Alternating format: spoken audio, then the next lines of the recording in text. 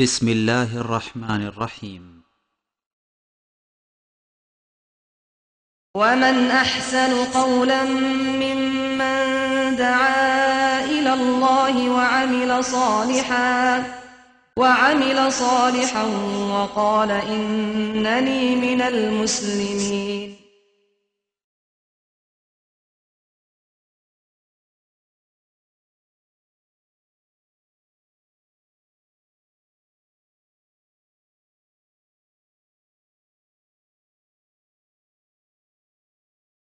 السلام عليكم ورحمة الله وبركاته.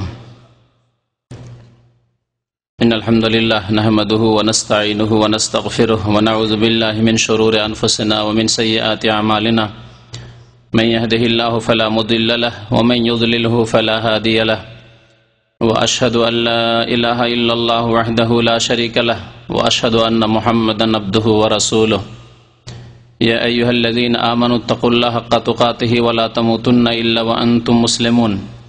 يا أيها الناس اتقوا ربكم الذي خلقكم من نفس واحدة وخلق منها زوجها وبث منهما رجالا كثيرا ونساء واتقوا الله الذي تساءلون به والأرحام إن الله كان عليكم رقيبا. يا أيها الذين آمنوا اتقوا الله وقولوا قولا سديدا يصلح لكم أعمالكم ويغفر لكم ذنوبكم ومن يطع الله ورسوله فقد فاز فوزا عظيما. أما بعد فإن خير الحديث كتاب الله وخير الهدي هدي محمد صلى الله عليه وسلم وشر الأمور محدثاتها وكل محدثة بدعة وكل بدعة ضلالة وكل ضلالة في النار. أعوذ بالله من الشيطان الرجيم. بسم الله الرحمن الرحيم. إن الله لعن الكافرين وأعد لهم سعيرا. মহান আল্লাহর সমস্ত প্রশংসা যে আল্লাহ পাক রব্বুল আলামিন আমাদেরকে মানুষ করে সৃষ্টি করেছেন এবং আমাদেরকে মুসলিম পরিবারে জন্ম দিয়েছেন। সে আল্লাহরই সমস্ত প্রশংসা যে আল্লাহ পাক অসংখ্য মানুষ পৃথিবীতে সৃষ্টি করেছেন, তাদের মধ্য থেকে আমাদেরকে হিদায়াতের পথ দেখিয়েছেন, মুসলিম পরিবারে আমাদেরকে জন্ম নেওয়ার তৌফিক দিয়েছেন, আমাদেরকে হিদায়াত দানের জন্য কোরআনুল কারীম নাযিল করেছেন, আমাদেরকে সঠিক পথ দেখানোর জন্য প্রিয় নবী মুহাম্মদ রাসূলুল্লাহ সাল্লাল্লাহু আলাইহি সাল্লামকে শেষ রাসূল করে সারা বিশ্ব জাহানের মানুষের জন্য প্রেরণ করেছেন। সে আল্লাহরই সমস্ত প্রশংসা।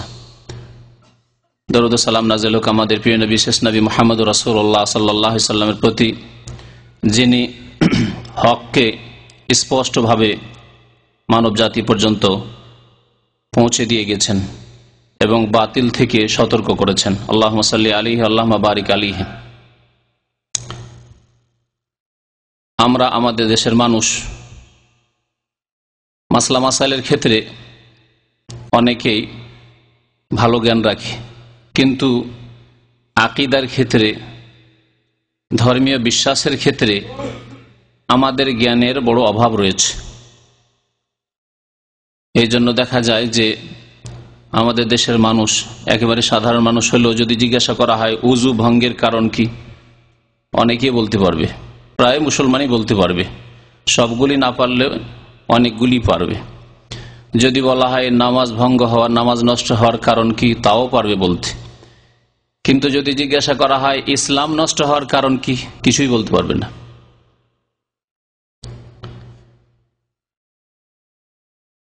নামাজ ভঙ্গ হওয়া, ওযু ভঙ্গ হয়ে যাওয়া, এগুলি মাসলা মাসাইল। এই মাসলা মাসাইল সম্পর্কে আমাদের দেশে শিক্ষা রয়েছে, কিন্তু যেই শিক্ষা যদি না থাকে তাহলে মুসলিম হওয়া যায় না। অর্থাৎ আকীদার শিক্ষা, বিশ্বাসের শিক্ষা, ঈমানের শিক্ষা, আর ঈমানের পরিপন্থী বিষয়ের শিক্ষা, তাওহীদের শিক্ষা, আল্লাহর একত্বের শিক্ষা, তাওহীদের বিপরীত শিরক এবং কুফরি শিক্ষা, শিরক কুফরি সম্পর্কে জ্ঞান হাসিল এই জন্য করবেন যে তা থেকে সতর্ক থাকবেন, বেঁচে থাকবেন। তাওহীদের শিক্ষা, সুন্নতের শিক্ষা, আল্লাহর একত্বের শিক্ষা এই জন্য নেবেন যে তা মজবুত করে ধারণ করবেন। বিদাতের শিক্ষা, বিদাত সম্পর্কে জ্ঞান এই জন্য অর্জন করবেন যে বিদাতি কাজ কর্ম করবেন না, বিদাতি ধারণা বিশ্বাস রাখবেন না। কিন্তু আমাদের সমাজে আকীদার শিক্ষার ওপর তেমন গুরুত্ব নেই, শিক্ষার ব্যবস্থাও নেই, এবং যাদের কাছে শিখবেন তাদের কাছেও তেমন বেশি কিছু আশা করা যায় না। যারা শিক্ষাগুরু, যারা শিখাবার জন্য বসে আছে মাদ্রাসা মসজিদ নিয়ে, তাদের কাছেও তাওহীদ সুন্নত সুন্দর করে শিখতে পারবেন। তাদের কাছেও যে আপনি ঈমান ভঙ্গ হওয়ার, ইসলাম নষ্ট হয়ে যাওয়ার কারণ সম্পর্কে সম্যক জ্ঞান হাসিল করতে পারবেন, তারও তেমন বেশি আশা করা যায় না। তো আজকে এই জন্যই আপনাদের সামনে এই বিষয়টি নিয়ে আলোচনা করব যে ঈমান ইসলাম কি করলে ভঙ্গ হয়ে যায়, কি বললে ভঙ্গ হয়ে যায়, কি কি কারণ রয়েছে যে সব কারণে ঈমান ইসলাম নষ্ট হয়ে যায়, ধ্বংস হয়ে যায়, যেগুলিকে আরবি ভাষায় নাওয়াকিজে ইসলাম বলে। ইসলাম বিনষ্টকারী বিষয়, ইসলাম ভঙ্গকারী বিষয়। এই সম্পর্কে প্রথম আমাদের জেনে রাখা প্রয়োজন যে এমন কোন বিশ্বাস, ভ্রান্ত বিশ্বাস বা এমন কোন ভ্রান্ত কথা, এমন কোন ভ্রান্ত কাজ যা সরাসরি কোরআন এবং সুন্নাহ বিরোধী এবং যে সম্পর্কে আল্লাহ পাক রব্বুল আলামিন বা তার রাসূল সাল্লাল্লাহু আলাইহি সাল্লাম কোরআন এবং হাদিসে সেগুলিকে ইসলাম ভঙ্গকারী বলে আখ্যায়িত করেছেন, সেগুলিকে কুফরি শিরকের কাজ বলে, ইসলাম থেকে বহিষ্কৃত হয়ে যাওয়ার কাজ বলে আখ্যায়িত করেছেন, সেগুলি হচ্ছে ইসলাম বা ঈমান বিনষ্টকারী বিষয়, ঈমানের ইসলামের ভঙ্গ হওয়ার কারণ। তাহলে এর দ্বারা বুঝতে পারলেন যে শুধু মুসলিম পরিবারে জন্ম নিয়ে নিলেই মুসলমান হওয়া যায় না। মুসলিম ঘরে জন্ম নিয়েছেন, মুসলিম দেশে জন্ম নিয়েছেন, বাবা মুসলিম, মা মুসলিম, আর আপনিও মাশাআল্লাহ বাই বার্থ জন্মগত মুসলিম, আর সাবালক হলেন 15 বছর হয়ে গেলে এখন মাশাআল্লাহ পাকা মুসলিম। এখন না, এখন মুসলিম হইতে হবে। যতদিন পর্যন্ত নাবালক ছিলেন আপনি, আমি, ততদিন পর্যন্ত আপনি জন্মগত মুসলিম ছিলেন, এবং আল্লাহ পাক তার রাসূল সাল্লাল্লাহু আলাইহি সাল্লাম আপনাকে আমাকে যতদিন আমরা নাবালক ততদিন মুসলিম বলে ঘোষিত করেছেন। প্রিয় নবী মুহাম্মদুর রাসূলুল্লাহ সাল্লাল্লাহু আলাইহি ওয়াসাল্লাম ইরশাদ করেছেন, কুল্লু মাউলুদিন ইউলাদু আলাল ফিতরাহ, প্রত্যেক সন্তানের জন্ম হয় ইসলামের ফিতরাতের উপর, ইসলামের প্রকৃতির উপর। তাহলে যে কোনো ছেলে মেয়ে ভূমিষ্ঠ হয় তখন ইসলামের উপর তার জন্ম হয়, পৃথিবীতে আসে সে ইসলামের উপর আসে। এই অবস্থায় যদি নিষ্পাপ অবস্থায়, নাবালক অবস্থায় যদি মারা যায়, ছেলে হোক মেয়ে হোক, মুসলিম পরিবারে হোক অমুসলিম পরিবারে হোক, তাহলে সে জান্নাতি। কারণ নবী সাল্লাল্লাহু আলাইহি ওয়াসাল্লাম কুল্লু মাউলুদিন, প্রত্যেক শিশু, ইউলাদ ভূমিষ্ঠ হয় আলাল ফিতরা, সে শিশুর জন্ম মুসলিম পরিবারে হোক অমুসলিম পরিবারে হোক। ফাআবাওয়াহু ইউহাউবিদানিহি, নবী সাল্লাল্লাহু আলাইহি ওয়াসাল্লাম বলছেন তারপরে বাবা মা যেমন তেমন হয়ে যায়। বাবা মা যদি ইহুদি হয় তো ইউহাউবিদানিহি, সেই ছেলেকে মেয়েকে ইহুদি বানিয়ে দেয়, ধীরে ধীরে ধীরে ইহুদি ধর্মে দীক্ষিত করে নেয়। সাবালক হলো 15 বছর বয়স হয়েছে, মেয়ে সাবালিক হয়েছে 12 বছরে, এখন ইহুদি হয়ে গেছে, বাবা মা ইহুদি। আও ইউনাসসিরানিহি, বাবা মা খ্রিস্টান বানিয়ে দিয়েছে। আও ইউমাজ্জিসানিহি, অথবা বাবা মা অগ্নিপূজক মজুস অগ্নিপূজক বানিয়ে দিয়েছে। বাবা মা হিন্দু বানিয়ে দিয়েছে। বাবা মা নাস্তিক বানিয়ে দিয়েছে। বাবা মা সেকুলারিজমে বিশ্বাসী, সেকুলার বানিয়ে দিয়েছে। বাবা মা বেনামাজি বানিয়ে দিয়েছে। বাবা মা কবরে সেজদাকারী মুশরিক বানিয়ে দিয়েছে। মাজার ভক্ত বানিয়ে দিয়েছে। আর আসল অবস্থায় থাকে যারা সাবালক হওয়ার পরে তৌহিদকে মজবুত করে ধারণ করে, যারা ইসলাম ভঙ্গ হওয়ার কোনো একটি কারণও নিজের মধ্যে আসতে দেয় না, সেই মুসলিম হয়ে থাকে। তাহলে সাবালক সাবালিকা হওয়ার সাথে সাথে এখন মুসলিম হতে হবে, আকীদায় মুসলিম হইতে হবে, আমলে কর্মে মুসলিম হইতে হবে, বিশ্বাসে ইমানে মুসলমান হইতে হবে, আর চলাফেরায় আমলে ইবাদত বন্দেগীতে মুসলিম হইতে হবে। তাহলে মুসলিম হওয়া যাবে। মুসলিম কোন সম্প্রদায় জাতির নাম নয়, মুসলিম কোন গোষ্ঠীর নাম নয়। মুসলিম নাম হচ্ছে আকীদা, বিশ্বাসের এবং আমলের, কর্মের। যার মধ্যে সেই আকীদা বিশ্বাসগুলি থাকবে ইসলামিক, যার মধ্যে সেই আমলগুলি, কর্মগুলি থাকবে যেগুলি মুসলিম হওয়ার জন্য আবশ্যক, সেই মুসলিম। আর যার মধ্যে সেই আকীদা ইসলামের যেগুলি জরুরি আকীদা বিশ্বাসের বিষয় সেগুলি নেই, যার মধ্যে সেই জরুরি আমলগুলি নেই যেগুলি না করলে মুসলিম থাকা যায় না, তাহলে সে মুসলিম নয়। অথবা সে আকীদা আমল আছে কিন্তু সেগুলিকে সে নাকচ করে দিচ্ছে, সেগুলির সে বিপরীত আকীদা বা উক্তি পোষণ করছে বা আমল তার বিপরীত হচ্ছে, তাহলে সে সেই আকীদা এবং আমলগুলিকে, ইসলামের যেগুলি ছিল তাদের মধ্যে, সেগুলিকে নাকচ করে দিল। সেই জন্য তার ঈমান থাকবে না। তো ঈমান ভঙ্গকারী বিষয়গুলি সম্পর্কে আমাদের জ্ঞান থাকা অত্যন্ত জরুরি। কারণ আজকাল মুসলিম দেশে সবচাইতে বেশি ইসলাম বিরোধী কথা বলার লোক তৈরি করা হচ্ছে। অমুসলিম দেশে ইসলামের শত্রুরা তারা ভাবছে আমরা মুসলিম দেশে থেকে ইসলামের বিরুদ্ধে বলবো, এতে মুসলিমদের ওপর অত আঘাত হবে না, যে আমরা তো অমুসলিম, আমরা বলেছি ইসলামের বিরুদ্ধে। মুসলিমকে যদি বলিয়ে দিতে পারি, এর দ্বারা মুসলিমদের অন্তরে, মুসলিমদের ধর্মের ওপর, মুসলিমদের আকীদা আমলের ওপর আক্রমণ বেশি করা যাবে, জোরদার আক্রমণ করা যাবে। তাই মুসলিম মুনাফিকদেরকে দাঁড় করা হয় মুসলিম দেশে, যে তোমরা ইসলামের বিরুদ্ধে লিখো, ইসলামের বিরুদ্ধে বলো। জি, সেই জন্য ইসলাম ভঙ্গকারী বিষয়গুলি সম্পর্কে জ্ঞান থাকা জরুরি। ইসলাম ভঙ্গকারী বিষয়গুলি আবার দুই রকমের আছে, কতেক আকীদা, কতেক আমল এইরকম রয়েছে ইসলাম ভঙ্গকারী, যেগুলি ধর্ম মনে করে করা হয় না, বরং ধর্মের বিরোধিতার উদ্দেশ্যে করা হয়, ধর্ম মনে করে করা হয় না। যেমন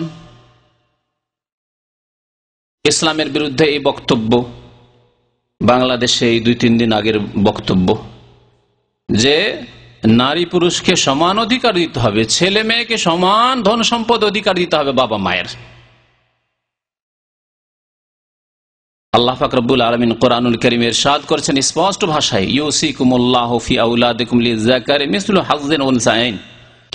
আল্লাহ তোমাদেরকে আদেশ প্রদান করছেন তোমাদের সন্তান সন্ততি সম্পর্কে, ছেলে মেয়েদের সম্পর্কে, লিযাকারি, যে তোমরা পুরুষকে দেবে, ছেলে সন্তানকে দেবে, মিসলা হাযযিল উনসায়াইন, 2 মেয়ের সমান, অর্থাৎ মেয়েকে ছেলের অর্ধেক দেবে। এর চাইতে স্পষ্ট বাণী আর কিছু হতে পারে? যদি ছেলে মেয়ে 2 রকমই থাকে, আপনার ছেলেও আছে মেয়েও আছে, তাহলে এইভাবে দেবেন। এই মিরাস, মৃত ব্যক্তির ধন সম্পদের ভাগ বন্টন যে আল্লাহ পাক রব্বুল আলামিন স্বয়ং করে দিয়েছেন, ফারাইজ যাকে বলা হয়, এসব আহকাম বর্ণনা করার পরে আল্লাহ পাক বলছেন তিলকা হুদুদুল্লাহ। এসব কথা যা আমি বললাম কোরআনুল কারীমে, এগুলি হচ্ছে আল্লাহর হুদুদ, সীমানা, আল্লাহর বর্ডার। আজকে যদি বাংলাদেশের বর্ডার পার করে ভারতে ঢুকে যান, বর্মায় ঢুকে যান, ভারতের বর্ডার পার করে কেউ যদি বাংলাদেশে ঢুকে যায়, তাহলে সে সরকারের কাছে আসামি হয়ে যায়, বরং তার সম্পর্কে বড় রকমের তদন্ত শুরু হয়ে যায়। এভাবে ঢুকলো কেন? গুপ্তচর হইতে পারে, দেশদ্রোহী হইতে পারে, বহু কথা আসতে পারে তার সম্পর্কে। আল্লাহ বলছেন তিলকা হুদুদুল্লাহ, হচ্ছে আল্লাহর সীমান, আল্লাহর বর্ডার। ফালা তা'তাদুহা, সুতরাং এই বর্ডারকে, সীমানাকে তোমরা লঙ্ঘন করবে না, অতিক্রম করবে না, খবরদার, সাবধান হয়ে যাও। ওমাইয়া তাআদ্দা হুদুদাল্লাহি ফাউলাইকা হুমুজ জালিমুন, যারা আল্লাহর সীমানাকে পার করে যাবে, পরোয়া করবে না, বা বলবে যে না এটা চলবে না, আমরা বেশি ইনসাফ করতে পারি, নাই বিচার করতে পারি, আমরা যে সিদ্ধান্ত নিয়েছি সেটা বেশি ঠিক, এরা হচ্ছে জালেম, এরা হচ্ছে জালেম। আর যখন আল্লাহ জালিমুন বলে, সবচাইতে বড় জুলম হচ্ছে শিরক আর কুফরি, ইন্না শিরকা লাযুলমুন আযীম। এরা এমনই জালেম যারা কাফের, মুশরিক, যারা বলবে না আল্লাহর সীমানা আমরা মানি না, বা আল্লাহর সীমানা, আল্লাহ পাক রব্বুল আলামিন যে বিধান দিয়েছেন এটি এই যুগে অচল, অথবা এতে ন্যায় বিচার করা হয়নি, এতে নারীদের অধিকারকে নষ্ট করা হয়েছে, নারীদের সাথে বৈরী আচরণ করা হয়েছে, জুলম অত্যাচার করা হয়েছে ইত্যাদি, তারা সবচাইতে বড় জালেম, অর্থাৎ কাফের, মুরতাদ, মুশরিকেরা, মুসলমান নয়। তাহলে মুসলিম সমাজে এইরকম কিছু নারী পুরুষ মুনাফিকদেরকে তৈরি করা হচ্ছে ইহুদি নাসারাদের পক্ষ থেকে, ইসলামের শত্রুদের পক্ষ থেকে, যে তোমরা বলো, আমরা বললে কাজ হবে না, তোমরা বলো, তাহলে বেশি আঘাত হবে ইসলামের উপর, মুসলিমদের উপর। আচ্ছা, তারপরে এ তো যা ছিল মুনাফিকদের কাজ ছিল। মুসলিমদের কথা শুনবেন। এখানে এক ক্যাম্পে বক্তব্য করতে গেছি, বক্তব্য করলাম গত রবিবারে। তারপরে শুনতে পেলাম যে সেখানে যারা মানব রচিত দলগুলি করে, নাম বলার প্রয়োজনে দেশে যে বড় দলগুলি আছে সেই দলগুলি ধরেন, তাদের মন্তব্য হচ্ছে যে যারা এই ইসলামের নামে যারা মিছিল করতে এসছে তাদেরকে মেরেছে, ভালো হয়েছে, তারা ইসলাম করে এসছে, ঠিক হয়েছে, নারী পুরুষের সমান অধিকার দিতে চেয়েছে, কি দোষ করেছে, ভালো করেছে। সুবহানাল্লাহ। মুনাফিক, এক মুনাফিক তো এই কথা বললো, কিন্তু তার সাথে সাথে লক্ষ লক্ষ মুনাফিক মুসলিম সমাজে মওজুদ আছে। জাহেল মুনাফিকও আছে আর জেনে শুনে মুনাফিক, দুই রকমের মুনাফিক আছে।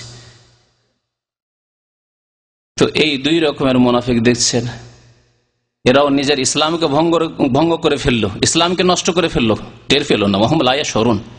কোন চেতনা নেই যে আমাদের ইসলাম শেষ।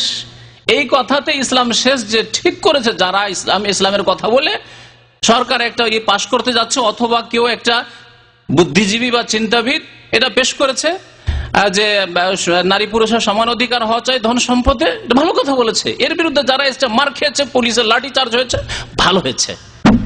তারা সাথে সাথে তাদের ইসলামকে ভঙ্গ করে কাফের মুরতাদ হয়ে গেল।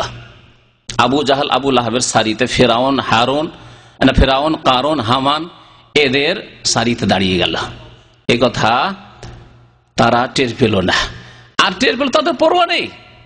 ইসলামকে নিজের জীবন থেকে বিদায় করে দিয়েছে, নিজের পরিবার থেকে বিদায় করে দিয়েছে, নিজের সমাজ থেকে বিদায় করে ফেলেছে।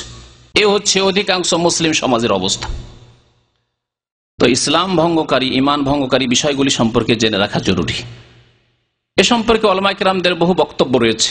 বেশ কিছু আইম্মায়ে কেরাম, ওলামায়ে কেরাম তারা যেগুলি প্রসিদ্ধ ইসলাম ভঙ্গকারী বিষয় সেগুলিকে উল্লেখ করেছেন। আর এই জন্য যারা কিতাব পড়ে কিছু শিখবেন তারা তাতে পাবেন যে প্রসিদ্ধ ইসলাম ভঙ্গকারী বা ইমান নষ্টকারী বিষয় হচ্ছে 10টি, কিন্তু এই 10টিতে সীমিত নয়। 10টি দৃষ্টান্ত স্বরূপ, উদাহরণ স্বরূপ বর্ণনা করা হয়েছে, এবং যেই যুগে এই কথাগুলি, এই ইমান ইসলাম ভঙ্গকারী বিষয়গুলি বর্ণনা করা হয়েছে সেই যুগের প্রেক্ষাপটে বর্ণনা করা হয়েছে। সেই যুগের প্রেক্ষাপটে বর্ণনা করা হয়েছে। যখন যেই রকমের রোগ থাকে তখন সেই রকমের চিকিৎসার প্রয়োজন হয়। যখন এই কথাগুলি বর্ণনা করা হয় তখন ওই ধরনের রোগগুলি বেশি ছিল, সুতরাং ওই 10টি রোগের কথা তারা উল্লেখ করেছেন যে এইগুলি হচ্ছে ইমান ইসলাম ভঙ্গকারী বিষয়।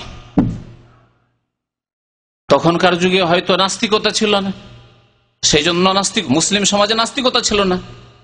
আজকে থেকে 200 বছর আগে মুসলিম সমাজে নাস্তিকতা ছিল না, কিন্তু শিরক ছিল, সেজন্য শিরকের কথা তিনি উল্লেখ করেছেন। আল্লাহ নেই এ কথা কোন মুসলিম বলতো না আজকে থেকে 150-200 বছর আগে। তখন কমিউনিজম তাদের দেশেও ছিল না হয়তো, তো মুসলিম দেশে আসা তো দূরের কথা। কিন্তু আজকালকার জামানায় যেমন শিরক, কবর, মাজার পূজা মুসলিম সমাজে ঘরে ঘরে মজুদ, তেমন নাস্তিকতা ঘরে ঘরে বিদ্যমান, স্কুল কলেজ ইউনিভার্সিটিতে বিদ্যমান। এইরকমই আজকে থেকে যদি 200 বছর আগে দেখা যায় যেই যুগে 10টি প্রসিদ্ধ ইমান ভঙ্গকারী বিষয়গুলি আইম্মায়ে কেরামরা, ওলামায়ে কেরাম বর্ণনা করেছেন, সেই যুগে বেনামাজি মুসলমান হইতো না। সাধারণত বেনামাজি মুসলমানের সংখ্যা ছিলই না। সুতরাং তখন তিনি হয়তো বেনামাজি হওয়া বা নামাজ ছাড়া কে তিনি ইমান ভঙ্গকারী হিসেবে তখন উল্লেখ করেননি, বা তার উদ্দেশ্য এই ছিল না যে এই 10টিতেই সীমিত। কিন্তু আজকালকার জামানায় শতকরা 99 জন মানুষ মুসলিম সমাজে নামাজ পড়ে না। এটা কোনো বাড়াবাড়ি কথা নাই। যদি কায়েমি নামাজ, 5 ওয়াক্ত নামাজ, ফজর সহ নামাজ, কারণ এক ওয়াক্ত ছেড়ে দিলেই কুফরি হয়। 5 ওয়াক্ত কায়েমে নামাজ পড়নেওয়ালা মুসলমান শতকরা 99 জন পাবেন না। একটি গ্রামের, একটি এলাকার আপনি পরিসংখ্যান বের করেন, তাহলে বুঝতে পারবেন যে এই গ্রামে কতজন লোক বাস করে আর কতজন লোক ফজরের নামাজে হাজির হয়, তাহলে সংখ্যা চলে আসবে। তাহলে এই জামানায় যেখানে নামাজ অধিকাংশ মানুষ ছেড়ে দিয়েছে মুসলিম, অথচ তারা মুসলিম পরিবারে জন্ম নিয়েছে, সেখানে নামাজ একটি ঈমান ভঙ্গকারী, ইসলাম নষ্টকারী বিষয়। প্রিয় নবী মুহাম্মদ রাসূলুল্লাহ সাল্লাল্লাহু আলাইহি সাল্লাম ইরশাদ করেছেন, আল আহদুল্লাযী বাইনানা ওয়া বাইনাহুমুস সালাত ফামান তারাকাহা ফাকাদ কাফারা। আমার মাঝে এবং অমুসলিমের মাঝে প্রথম চুক্তি হবে, প্রতিশ্রুতি হবে সালাতের, নামাজের। কেউ বলছে আমি কলেমা পড়তে চাই, আমি মুসলমান হয়ে যেতে চাই, তাহলে তুমি ইসলাম গ্রহণ করবে? তাকে প্রথমে শিক্ষা দিতে হবে যে এই কালেমায়ে শাহাদাতের সাথেই তোমাকে 5 ওয়াক্ত নামাজ কায়েম করতে হবে। এক্ষুনি, এখন এশার সময় রয়েছে, বরং মাগরিব ও এশার সাথে এখন পড়তে হবে, কারণ মাগরিব এশা দুটো একসাথে জমা করা যায়। সুতরাং যতক্ষণ এশার সময় আছে তোমার মাগরিব ও ফরজ, মাগরিব এশা পড়া। যদি বলে না আমি মুসলমান হব, হাজার হাজার মুসলমান নামাজ পড়ে না, আমিও মুসলমান হইলাম, কোন বা দোষ করলাম, আমি নামাজ পড়তে পারবো না, ফাকাদ কাফারা, কাফের। যে নামাজ পড়বে না ফাকাদ কাফারা। নবী সাল্লাল্লাহু আলাইহি ওয়াসাল্লাম কি বলছেন? ফামান তারাকাহা, যে ব্যক্তি ছেড়ে দিল, এই কথা বলেনি যে ফামান জাহাদা, যে অস্বীকার করলো, ফামান আনকারা, যে ইনকার করলো যে না আমি পড়বো না, পড়তে পারবো না, মানি না, কথা বলেনি। ফামান তারাকা, যে ব্যক্তি তরক করে দিল। বাঙালি সমাজের এক শ্রেণীর বক্তারা বলে যে নামাজ অস্বীকার করলে কাফের হয়। তাদেরকে জিজ্ঞাসা করি, কেউ যদি পর্দা অস্বীকার করে তো তার কি হবে? কাফের হবে না? কেউ যদি রোজা অস্বীকার করে তার কি হবে? কাফের হবে না? কেউ যদি হজ অস্বীকার করে কাফের হবে না? কেউ যদি উমরা অস্বীকার করে কাফের হবে না? কেউ যদি কুরবানি অস্বীকার করে, ফরজগুলি বাদ দেন, যে সুন্নতে মুআক্কাদা, আমি সম্মানী কুরবানি মানি না, কুরবানি অস্বীকার করে, মুসলমান থাকবে? তাহলে অস্বীকার করার বিষয় যদি বলা হয় যে অস্বীকার করা, তাহলে নামাজে আর কুরবানিতে কি পার্থক্য থাকলো গুরুত্বের দিক দিয়ে? নামাজে আর উমরাতে কি পার্থক্য থাকলো? নবী করিম সাল্লাল্লাহু আলাইহি ওয়াসাল্লাম বলেছেন ফামান তারাকাহা, যে ব্যক্তি নামাজ ছেড়ে দিল সে কাফের হয়ে গেল। ইসলাম বিনষ্টকারী বিষয়গুলি খুব সংক্ষেপে বর্ণনা করব, কারণ যদি এরকম বিস্তারিত বলি তাহলে 2-4টি অনুষ্ঠানের প্রয়োজন রয়েছে। বিস্তারিত এক একটি বিষয়ের উপরে হয়তো এক একদিন আগামীতে ইনশাআল্লাহ তাআলা আলোচনা হবে। তবে আজকে অধিকাংশ ইসলাম ভঙ্গকারী বিষয়গুলি যেগুলি উলামায়ে কেরামরা উল্লেখ করেছেন তা আপনাদের সামনে শুধু পড়ে শুনিয়ে দেব খুব সংক্ষেপে। তাহলে একটি নামাজ ত্যাগ করার বিষয়, কারণ সবচেয়ে বড় রোগ আজকালকার জামানায় মুসলিম সমাজে নামাজ ত্যাগ করা ব্যাপক আকার ধারণ করেছে। এবার বেনামাজিকে বলার সাহস করা মুশকিল, এইরকম হিম্মতের লোক পাওয়া মুশকিল যে রাস্তায় বসে আছে, বলবে সালাহ, নামাজ পড়তে চলো, আর সে নিরাপদে থাকবে। তারপরে তাহলে ইসলামের শত্রু আমরা ইহুদি খ্রিস্টানদেরকে বলি, মিথ্যা কথা। এরা ইসলামের শত্রু। যাদেরকে যদি বলা সালাহ বলা হয়, নামাজ বলা হয়, তাহলে তারা জীবনের শত্রু হয়ে যেতে পারে। কেন আমাকে নামাজের কথা বললো? ঘরের শত্রুর খোঁজ খবর রাখেন না, আর দূরের শত্রুর সম্পর্কে সজাগ। পকেটে করে যদি সাপ নিয়ে বাড়ান, আর যদি বলেন যে আমি বাঘকে ভয় করি, যেই বাঘ আজকাল না বাংলাদেশে জঙ্গল আছে, আর না বাঘই কোথায় আছে, ওই সুন্দরবন না গেলে কোথাও বাঘ খুঁজে পাবেন না। বাঘ বলে ভয় করছেন, আর পকেটে সাপ ভরে ঢুকিয়ে রেখেছেন, বসে আছেন, নিশ্চিন্তে বসে আছেন। ঘরে শত্রু, ঘরে ঘরে শত্রু মজুদ রয়েছে, যারা বেনামাজি হয় নামাজিকে ঘৃণা করে। নামাজ পড়তে বললে তাদের চরম কষ্ট হয়। নামাজি লোক যদি রুমমেট হয়ে যায়, তাহলে তাকে বের করা আপ্রাণ চেষ্টা করে, এ থাকলে মুসিবত রে, নামাজ পড়তে হবে, আর না হলে ডিস্টার্ব করবে, এ ঘুমে আমাদের ব্যাঘাত সৃষ্টি করবে, ইত্যাদি ইত্যাদি। সুতরাং একে যেভাবে হোক তাড়া এখান থেকে। এটি কি আসল রূপ বলছি না, অবস্থা বলছি না? হ্যাঁ, আপনি গিয়ে দেখেন, আপনি একজন 5 ওয়াক্ত নামাজি, ফজরে উঠবেন, দরজা খুলবেন, ঢুকবেন, লাইট জ্বালাবেন, কাপড় চোপড় আপনি পরিবর্তন করবেন, চেঞ্জ করবেন, যাবেন মসজিদে, আর বেনামাজিদের রুমে থেকে দেখেন কদিন আপনাকে রাখে। কারা? ইহুদি খ্রিস্টানদের কথা বলছি না, যারা নিজেদেরকে মুসলিম বলে তাদের কথা বলছি, তাদের ইসলাম দ্রোহিতার কথা বলছি, তাদের নামাজ দ্রোহিতার কথা বলছি। ঈমান ইসলাম ভঙ্গকারী বিষয় সম্পর্কে জ্ঞান থাকা অত্যন্ত জরুরি। সবচেয়ে বড় ঈমান ইসলাম ভঙ্গকারী বিষয় হচ্ছে আল্লাহর সাথে শিরক করা, যেটি তাওহীদের পরিপন্থী বিষয়।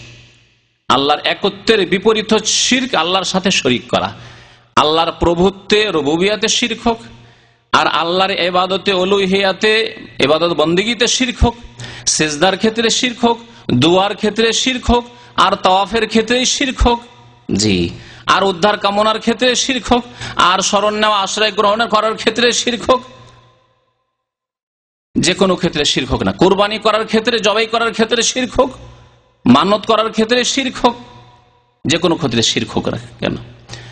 আর আজকে বিশেষ করে উপমহাদেশে ইন্ডিয়া, বাংলাদেশ, পাকিস্তানে অধিকাংশ মুসলিম সমাজে শিরকের নাম হচ্ছে ধর্ম।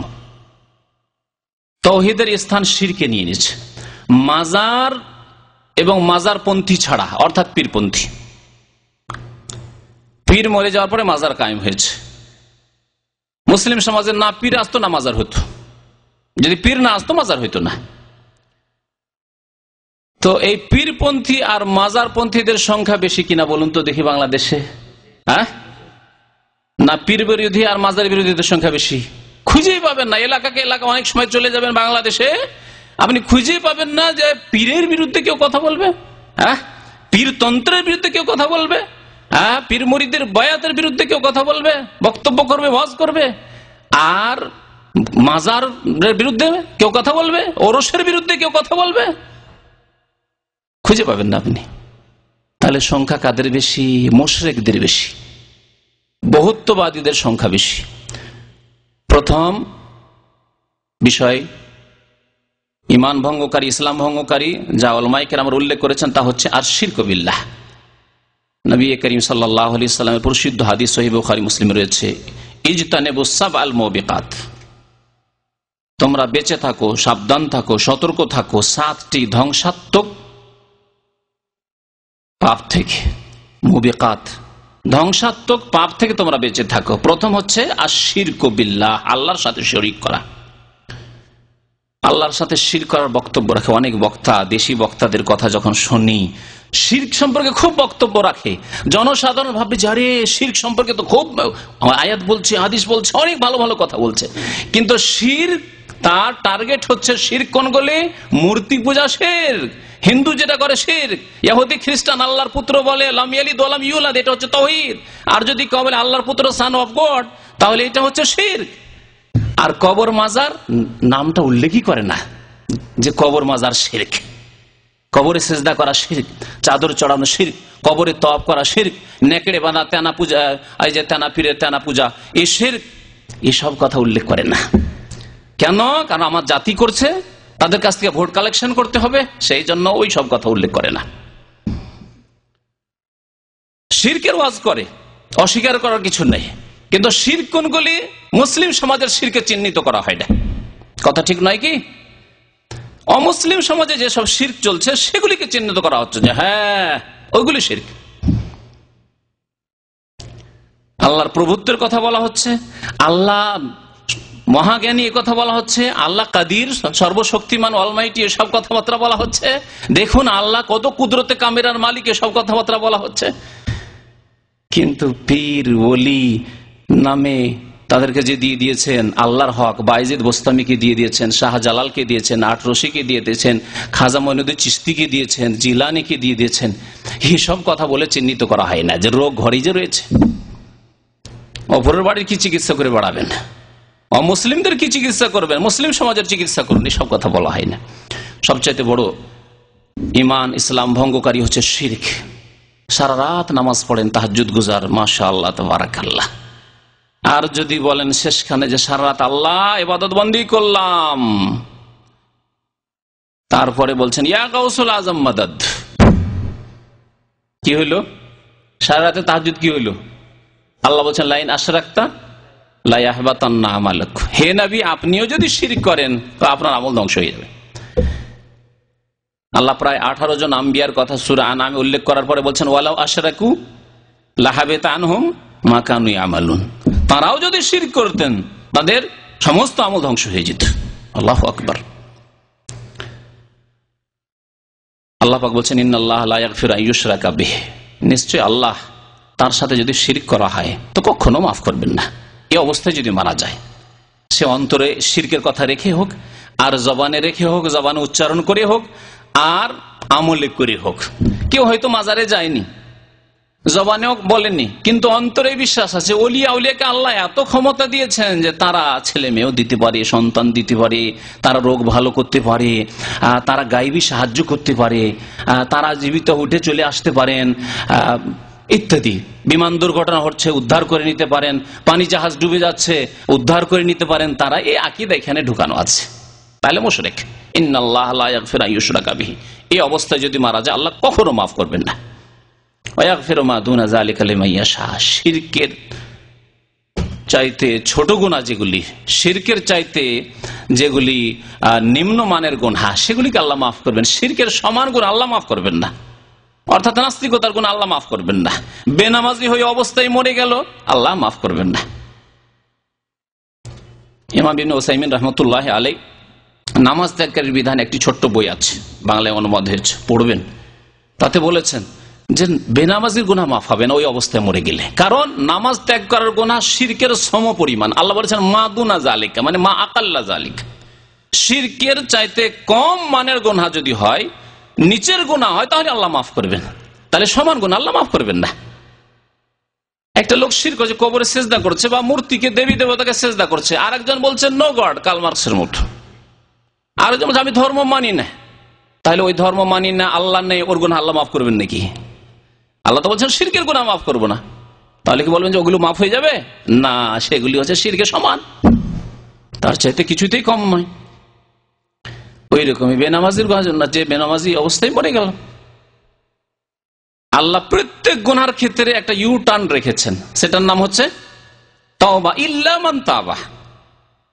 আল্লাহ বলছেন ওয়াল্লাযীনা লা ইয়াদউনা মা আল্লাহি ইলাহান আখার, যারা আল্লাহ ছাড়া অন্যকে ডাকে না, আহ্বান করে না, অন্যের কাছে চাই না, অন্যকে সেজদাও করেন না, শিরক করেন না।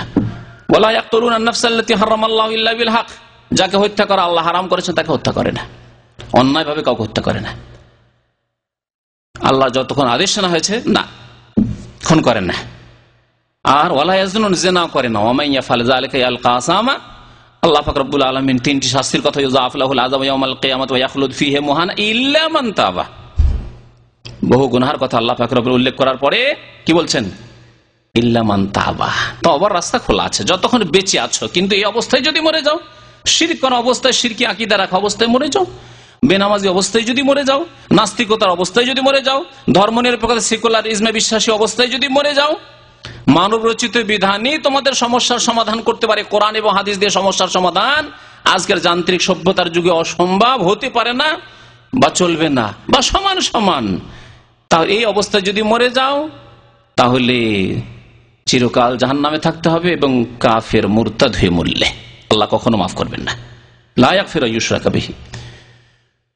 তো এই ছিল একটি বিষয় শিরক সম্পর্কে, এর আগে বেশ বিস্তারিত আলোচনা আছে, বেশি লম্বা আলোচনা করছি না। দ্বিতীয় ইসলাম ভঙ্গকারী বা ঈমান নষ্টকারী বিষয় যেটা উলামায়ে কেরাম উল্লেখ করেছেন তা হচ্ছে যে হয়তো সরাসরি শিরক করলো না, এইরকম যে সিজদা করলো তাদের কাছে বা তাদেরকে পুরোপুরি তাদের কাছেই দোয়া করলো না, এরকম করলো না, এর চাইতে একটু হালকা হলেও সেটা ঈমান নষ্টকারী, ইসলাম ভঙ্গকারী। সেটা হালকাটা কি? সেটা হচ্ছে মাধ্যম মনে করা, ওসিলা মনে করা। একটা হচ্ছে সরাসরি একজন আল্লাহ ছাড়া অন্যকে সেজদা করছে, মাজারে সেজদা করছে, কবরে সেজদা করছে, দেবী দেবতাকে সেজদা করছে। আর আরেকজন না, সেজদা করে না, তবে ওই মাজারওয়ালাকে, পীরকে, মৃত জীবিত পীরকে বলছে যে আপনি মাধ্যম, আপনি ছাড়া আমার কোনো মুক্তি নেই।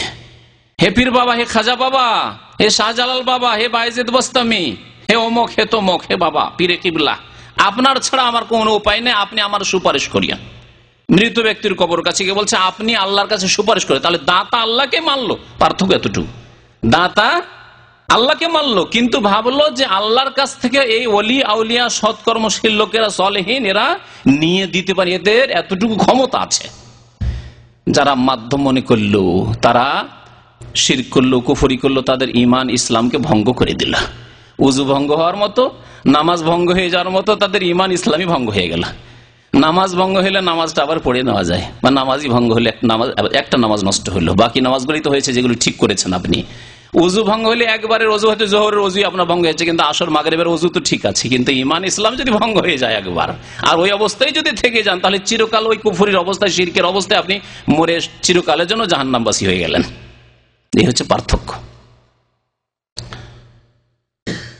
এই মাধ্যম মনে করা, এই রোগ মুসলিম সমাজে খুব বেশি আছে। আর এই রোগে মুসলিম সমাজের যারা মুশরিক, তারা মক্কার মুশরিক থেকে ভিন্ন নয়। মক্কার মুশরিকদেরকে যখন বলা হইতো যে তোমরা দেবী দেবতার পূজা কেন করছো, আরে লাত উজ্জা মানাত এসব কি দিতে পারে তোমাদেরকে, এদের কেন পূজা করছো, তখন তারা বলতো মা না'বুদুহুম। আল্লাহ সূরা জুমারে বলছেন তাদের সম্পর্কে, মা না'বুদুহুম, আমরা এদের পূজা করি না, আমরা এদের ইবাদত করি না। এমন কথা কেন বললো? আর এই কথা আমাকে বেশ কিছু কবর পূজারীরা বলেছে।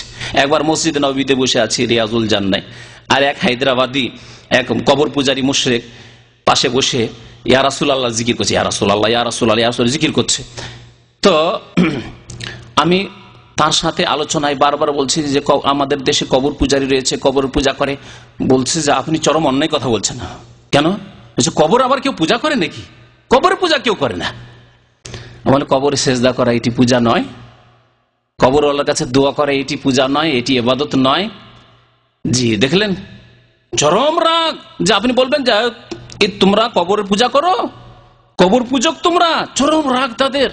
এই কথাই বলতো মক্কার মুশরিক, মা না'বুদুহুম, আমরা এদের পূজা করি না, লাত উজ্জা মানাতের ইল্লা, তবে আমরা করি কেন, লিয়ুকাররিবুনা ইলাল্লাহি যুলফা, যাতে করে এরা আল্লাহর নিকটবর্তী আমাদেরকে করে দেয়, আল্লাহর কাছে আমাদেরকে পৌঁছে দেয়। আমরা সরাসরি আল্লাহর কাছে যেতে পারবো না, আল্লাহর সন্তুষ্টি হাসিল করতে পারবো না, আল্লাহর সান্নিধ্য হাসিল করতে পারবো না। লিয়ুকাররিবুনা ইলাল্লাহি যুলফা। অপর ভাষায় আল্লাহ পাক রব্বুল আলামিন এই কাফের মুশরিকদের কথা উল্লেখ করেছেন। তারা বলতো ওয়ায়াকুলুন, তারা বলতো কি, হাউলাই শুফাআউনা ইনদাল্লাহ, এরা আল্লাহর নিকট আমাদের সুপারিশকারী মাধ্যম হবে, ওসিলা হবে। আজকে ওসিলার রোগ ঢুকে আছে, আর এক ওসিলার রোগ ঢুকে আছে, ওইটিও হারাম। আর চোরা রাস্তা, এটি করে চোরা চালানোর রাস্তা শিরকের, যদি সরাসরি শিরক নয় কিন্তু হারাম, নাজায়েজ এবং বিদাতি ওসিলা, সেটি হচ্ছে যে কোনো জীবিত মৃতের নাম দোহাই পেড়ে আল্লাহর কাছে দোয়া করা। তার কাছে চাই না এই ওসিলাতে, কিন্তু এতে কি বলে যে হে আল্লাহ তোমার নবী পাকের ওসিলায়, উর্দু ভাষার বলে নবী পাকের তোফাইলে, হ্যাঁ, নবী পাকের বরাতে, হ্যাঁ, বড় পীরের ওসিলায়, হ্যাঁ, শাহজালাল বাবার ওসিলায়, এই অমুকের ওসিলায়, চরমনায়ের ওসিলায়, ফুরফুরার ওসিলায় আমার দোয়া কবুল কর। হে যে কোন ব্যক্তি, জীবিত অথবা মৃত ব্যক্তির ওসিলায় ব্যক্তিকে ওসিলা বানানো, এটি হচ্ছে শিরকের চোরা রাস্তা। এইভাবে ধীরে ধীরে শিরকে নিমজ্জিত হয় এই শ্রেণীর লোকেরা। এটি হচ্ছে হারাম এবং বিদাতি। শিরকে এখনো যায়নি, কিন্তু শিরকের দিকে এগিয়ে যাচ্ছে এই বিদাতি ওসিলার মাধ্যমে, যে ওসিলা ধরে আল্লাহর কাছে দোয়া করে এক শ্রেণীর লোকেরা। তো যে ওসিলাতে মৃত ব্যক্তির কাছে চাওয়া হয় যে হে বাবা, হে ওলি, হে জিলানি, হে চিস্তি, আল্লাহর কাছে আমার সুপারিশ করিও, আমাকে জান্নাতে নিয়ে যেও, তুমি ছাড়া আমি জান্নাতে যেতে পারবো না। হে চরমনাই বাবা, আপনার সাথে আমি বয়াত করেছি এই জন্য যে আপনি জান্নাতে নিয়ে যাবেন, একা আপনি যাবেন না, আমাকে ছেড়ে যাবেন না। তাদের কাছে তাদেরকে ওসিলা মাধ্যম মনে করল। এটি হচ্ছে একটি ঈমান ইসলাম ভঙ্গকারী বিষয়।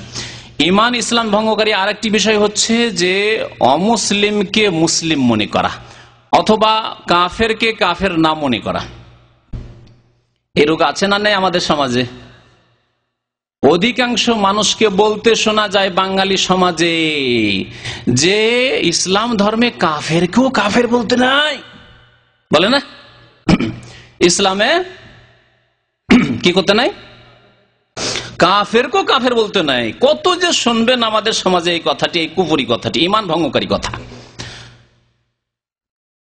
কাফেরকেও কাফের বলতে নেই, তার মানে ইহুদিকে কাফের বলতে নেই, খ্রিস্টানকে কাফের বলতে নেই, হিন্দুকে কাফের বলতে নেই, কবর পূজককে কাফের বলতে নেই, মজুসিকে কাফের বলতে নেই, কালমার্কসকে কাফের বলতে নেই, ফেরাউনকে কাফের বলতে নেই, হ্যাঁ, আবু জাহালকে কাফের বলতে নেই, আবু লাহাবকে কাফের বলতে নেই। আর আল্লাহ পাক বলেছেন কুল ইয়া আইয়ুহাল কাফিরুন।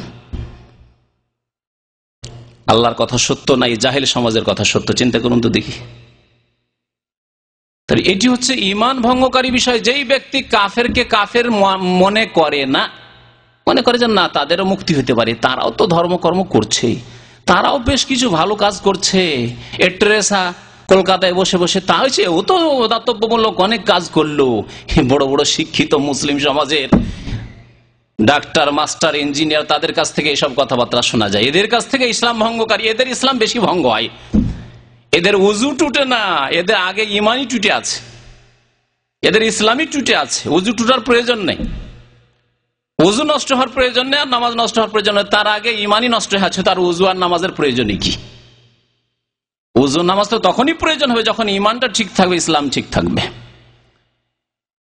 তো যেই ব্যক্তি কাফেরকে কাফের মনে করে না, একজনকে কবরে সেজদা করতে দেখছে আর তারপরে বলছে না না মূর্খ সমাজ, জানেন না কি করবেন, এরাও তো আমাদের মুসলমান। মুশরিককে মুশরিক মনে করলো না, কাফেরকে কাফের মনে করলো না। এ হচ্ছে ঈমান ভঙ্গকারী বিষয়। ঈমান ভঙ্গকারী আরেকটি বিষয় হচ্ছে যে যেই ব্যক্তি এই ধারণা রাখলো যে আল্লাহ পাক রব্বুল আলামিনের কোরআনুল কারীম দিয়ে দেশ শাসন করা যেমন তেমনি মানব রচিত বিধান দিয়ে দেশ শাসন করা একই কথায়, এরাও দেশ পরিচালনা করছে, ওরাও দেশ পরিচালনা করবো বলছে, দুটোই সমান, অসুবিধা কি? যারা বলছে ইসলামী আইনের বাস্তবায়ন, কোরআন সুন্নাহর বাস্তবায়ন করব, তাদের কথাও ঠিক আছে। আর যারা মানব রচিত পশ্চিম আইন নিয়ে এসছে, অথবা রাশিয়া থেকে আইন নিয়ে এসছে, না হয় চায়না থেকে নিয়ে এসছে, না হয় অন্য কোনো দেশ থেকে নিয়ে এসছে, আর তারা সেইভাবে তারা দেশ পরিচালনা করতে চায়, দুটোই সমান, অসুবিধা নেই, ভালো কথা। যারা সমান করলো সেই ব্যক্তি তার ইমানকে, ইসলামকে ভঙ্গ করে দিল, সে মুসলমান থাকলো না, যদিও সে 5 ওয়াক্ত নামাজ পড়ে আর দাড়ি রাখে, টুপি রাখে, সবকিছু ইসলামের আছে, কিন্তু শুধু একটি কথা, সেটা হচ্ছে যে যারা মানব রচিত বিধান দিয়ে এই গত এতে যারা ছিল দেশ শাসন করছিল তারাও যেমন, আর যারা ইসলামী আইনের মাধ্যমে আসতেছে তারাও যদি চলে আসে, দুটোই সমান সমান। তাহলে ইমান ভঙ্গ করে দিল, ইসলাম নষ্ট করে দিল। তাহলে সমান বললে যদি ইমান নষ্ট হয়, তাহলে কেউ যদি বলে যে না কোরআন 1400 বছর আগের, ওই পুঁথি দিয়ে আর কাজ হবে না, অনেকে এরকম কথাবার্তা বলে, এত পুরাতন কথাবার্তা দিয়ে কাজ হয়? আজকে পৃথিবী কত দূর চলে গেছে, সায়েন্স উন্নতি করে কত দূর চলে গেছে, মানুষ চাঁদে চলে গেছে, কোথায় চলে গেছে, আর কোরআনী আইনের কথা এখন বলে, এগুলো দিয়ে হয়? এখন হবে না, এখন লাগবে আপনার গণতন্ত্র লাগবে, এখন লাগবে সমাজতন্ত্র লাগবে, না হয় ক্যাপিটালিজম লাগবে, না হয় আর কিছু লাগবে, ইত্যাদি, বস্তুবাদ লাগবে, ইত্যাদি ইত্যাদি। তাহলে যারা বলবে যে না কোরআনী আইনের চাইতে বর্তমান যে আইনগুলি আছে মুসলিম সমাজে, মুসলিম দেশে, সেটি ভালো, তাহলে তার কথা কি বলবেন? যদি সমান করে দিয়ে ইমান ভঙ্গ হয়ে যায়, তাহলে কেউ যদি বলে কোরআনী আইন চাইতে মানব রচিত আইন বেশি ভালো, সেটি ফলপ্রসূ, তাহলে তার কুফরিতে আরো কোনো সন্দেহ নেই, তার ইসলাম নষ্ট হয়ে যায়, আরো কোনো সন্দেহ নেই, ইসলাম নষ্ট হয়ে যায়। আল্লাহ পাক রব্বুল আলামিন কোরআনুল কারীমে বলেছেন যে ওমাল্লাম ইয়াহকুম বিমা আনজালাল্লাহু ফাউলাইকা হুমুল কাফিরুন, আর জালেমুনও বলেছেন ফাসিকুন। এজন্য পাইকারি হারে কাউকে কাফের বলবেন না, কারণ সেই সমাজে 3 শ্রেণীর লোক আছে, জালেমও আছে, ফাসিক আছে, কাফের আছে। আল্লাহ ভালো করে জানেন, আমার চাইতে আল্লাহ পাক ভালো জানেন, আপনার চাইতে আল্লাহ পাক ভালো জানেন, সারা বিশ্বের সমস্ত মানুষ চাইতে আল্লাহ পাক ভালো জানেন। তা আল্লাহ পাইকারি হারে কাফের বলেননি সবকে। এক শ্রেণীর লোকে জালেম বলে আখ্যায়িত করেছেন, আরেক শ্রেণীর লোকে ফাসিক বলেছেন, আরেক শ্রেণীর লোকে কাফের বলেছেন।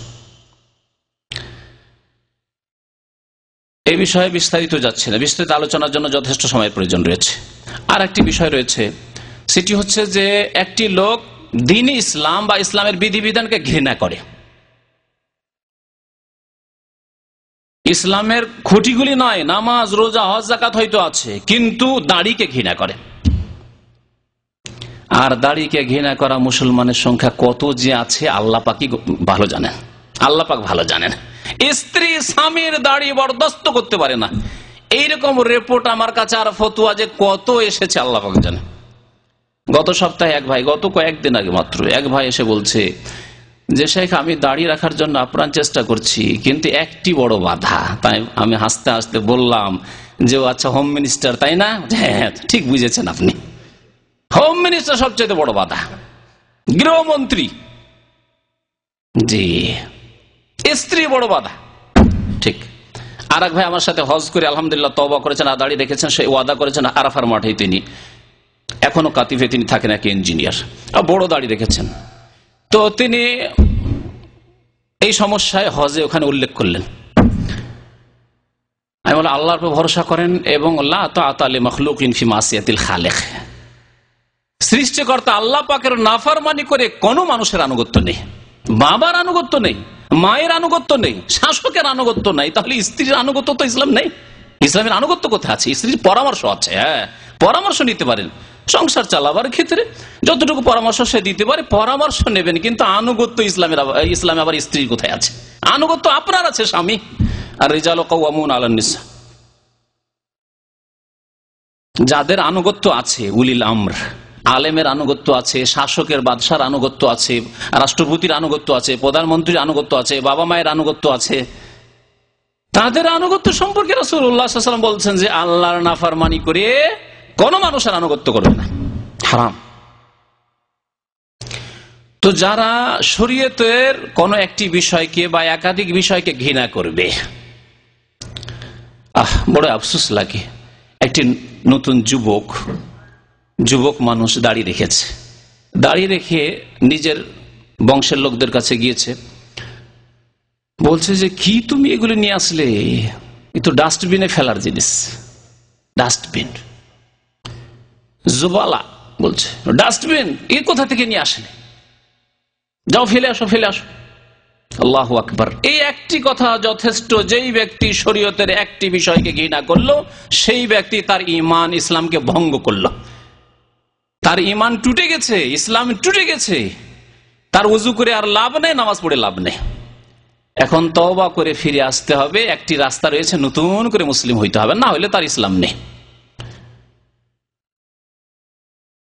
আল্লাহ পাক কুরআনুল কারীমে ইরশাদ করেছেন, যালিকা বিআন্নাহুম কারিহু মা আনজালাল্লাহ, আল্লাহ যে নাজিল করেছেন বিধান, সেই বিধানকে তারা কি করেছে? ঘৃণা করেছে, অপছন্দ করেছে। তাদের পরিণাম কি? উফ, আল্লাহু আকবার। আল্লাহ বলছেন স্পষ্ট ভাষায়, কোন তাতে অস্পষ্টতা নেই। কি বলছেন? ফাআহবাতা আমালাহুম, তাদের আমলকে আল্লাহ ধ্বংস করে দিয়েছেন। যারা আল্লাহর নাজিলকৃত বিধানকে ঘৃণা করলো, চোরের হাত কাটা বর্বরতা চলবে না আজকালকার জমানায়, এটা তো আরো বেড়ে গেল। ইসলামিক কোন একটি বিষয় যেটি কোরআন এবং হাদিস দ্বারা বা হাদিস দ্বারাই সাবেত, কেন আমাদের দেশে আবার এক শ্রেণীর আলেমরা বলে কোরআন হাদিস দিয়ে প্রমাণিত হইতে হবে, না, ইসলামের দলিলের জন্য একটি কোরআন আয়াত যথেষ্ট, অথবা একটি রাসূলুল্লাহ সাল্লাল্লাহু আলাইহি ওয়াসাল্লামের সহিহ হাদিস যথেষ্ট, একটি যথেষ্ট, কিন্তু হাদিসটি সহিহ হইতে হবে। নবী করিম সাল্লাল্লাহু আলাইহি ওয়াসাল্লামের কত হাদিস রয়েছে দাড়ি সম্পর্কে, কত হাদিস রয়েছে টাকনার নিচে কাপড় নিয়ে গেলে জাহান্নামে যাওয়া, আল্লাহ রহমতের দৃষ্টিতে তাকাবেন না এই সম্পর্কে। আজকাল অধিকাংশ মুসলিম টাকনার নিচে কাপড় নিয়ে যায়। যদি কেউ টাকনার উপরে প্যান্ট রাখে, শরীয়তি লেবাস পরে, তো তাকে ঘৃণা করে, তাকে ঠাট্টা করে, বলে অভদ্র, হ্যাঁ, কাপড় পরার কোন তরিকা নেই, ঢং নেই, অভদ্র তাকে বলে আখ্যায়িত করে। এগুলি অবাস্তব কথা না, শোনা কথা বলছি। মাধ্যম দিয়ে যেসব ভাইদেরকে বলা হয়েছে যারা মুসলিম হয়েছে খাঁটি এবং কাপড়কে উঠিয়েছে, তাদেরকে কথা বলা হয়েছে, আর তারা এসে আমাদের কাছে নকল করেছে। কারিহু বিমা আনজালাল্লাহ, মা আনজালাল্লাহ, আল্লাহ যা নাযিল করেছে তা অপছন্দ করেছে। ফাহাবাতা আমল, তাদের আমলকে আল্লাহ নষ্ট করে, সারা জীবনের হজ, উমরা, নামাজ, রোজা, হজ, যাকাত সবকে আল্লাহ নষ্ট করে দিয়েছে, সমস্ত নষ্ট। কত মাতা পিতার সেবা করছেন, কত টাকা যে মা বাবার পিছনে খরচ করলেন আর ভাই বোনের পিছনে খরচ করলেন, ফাহাবাতা আমাল, সমস্ত আমলকে আল্লাহ নষ্ট করে দিলেন, খালি একটি কথার জন্য যে আপনি শরীয়তের একটি বিধানকে আপনি অপছন্দ করলেন।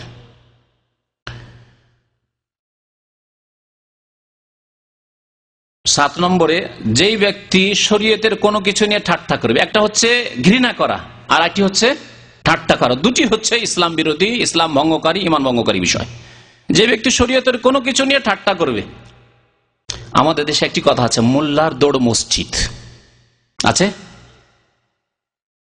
ঠাট্টার ছলে এইরকম, আরে মোল্লাদের কথা, মোল্লার দৌড় মসজিদ, এরা আবার দেশ পরিচালনা করতে পারে। বড় বড় আলেম সম্পর্কে মন্তব্য যদি করে, কোন দেশের মানুষ, এই আলেমদের দিয়ে এরা দেশ চালাতে পারে। দেশ চালাবার জন্য একটা ইঞ্জিনিয়ার হইতে হবে, ডাক্তার হইতে হবে, না হলে ওই অ্যাডভোকেট হইতে হবে, যারা ইসলাম সম্পর্কে একেবারে জিরো, অ্যাডভোকেট হইতে হবে, ব্যারিস্টার হইতে হবে, কথা বুঝতে পারছেন, অর্থনীতিবিদ হইতে হবে,